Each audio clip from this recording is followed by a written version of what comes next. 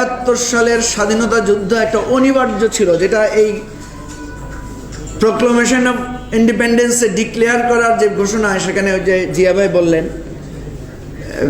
যে এখানে 2-2.5 পৃষ্ঠায় বর্ণনা করা আছে। ঠিক একইভাবে একের পর এক নির্বাচন আমরা করতে পারছি না। আমরা রাজপথে নামছি, সেখানেও আমাদের গুলি করে মেরে ফেলা হচ্ছে, গুম করে ফেলা হচ্ছে। আমরা নির্বাচনও পাচ্ছি না, অধিকারও পাচ্ছি না।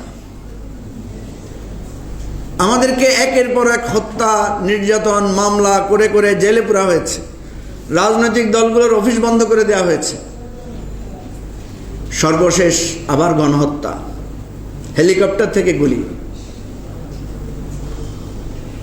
1971 সালের মুক্তিযুদ্ধে হেলিকপ্টার থেকে গুলি করে মানুষ মারা হয়েছে। এটা কোনো ডকুমেন্টারি এভিডেন্স দেখি নাই, শুনেছি যে কীভাবে নির্মমভাবে হত্যা করা হয়েছে। 24-এ আমরা দেখেছি কিভাবে হেলিকপ্টার থেকে গুলি করে আমাদেরকে মারা হয়েছে। 24-এ আমরা দেখেছি কিভাবে ভ্যান থেকে লাশ ফেলে জীবন্ত মানুষকে হত্যা করা হয়েছে। 24-এ আমরা দেখেছি কিভাবে আমার ছাত্র বন্ধুদেরকে মেরে পুড়িয়ে দেওয়া হয়েছে। এই গণহত্যার পর আর তারপর এই রাষ্ট্র ব্যবস্থা কি আর আগের জায়গায় থাকে? যেই